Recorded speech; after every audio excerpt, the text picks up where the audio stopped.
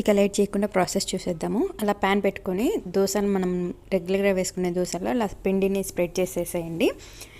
వేసిన తర్వాత ఫస్ట్ నేను వేస్తున్న దోశ వచ్చేసి ఉల్లి దోశ అండి. ఇది ఆంధ్ర స్టైల్ అండ్ రాయలసీమలో చాలా అంటే చాలా ఫేమస్. ఉల్లిగడ్డ కారం వేసి అప్లై చేసేయాలండి. కొంచెం వేసిన వెంటనే కాకుండా ఒక 1 మినిట్ ఆగేసి పిండి అంతా కొంచెం హాఫ్ బాయిల్ అయిన తర్వాత ఎర్రకారం వేసేయండి. అలా వేసామంటే నీట్గా ఉంటుంది దోశ అనేది, చాలా టేస్టీగా ఉంటుంది. ఒక దోశ వచ్చేసి ఈ స్టైల్ అండి, చూస్తున్నారు కదా. అలా ఈవెన్గా మొత్తం దోశకి మొత్తం స్ప్రెడ్ చేసేసేయండి. ఒక 2 మినిట్స్లో దోశ అనేది ప్రిపేర్ అయిపోతుందండి. టేస్ట్ మాత్రం చాలా బాగుంటుంది. ఒకసారి ఇలా ట్రై చేయండి. చూడండి ఎంత నీట్గా పెన్నాన్ని కత్తుకోకుండా ఇదైపోతుందో. మనం దోశ వేసే ముందు ఆనియన్ తీసుకొని అలా ఆయిల్తో స్ప్రెడ్ చేయడం వల్ల దోశ పాన్ చాలా రోజులు వస్తుంది. అలాగే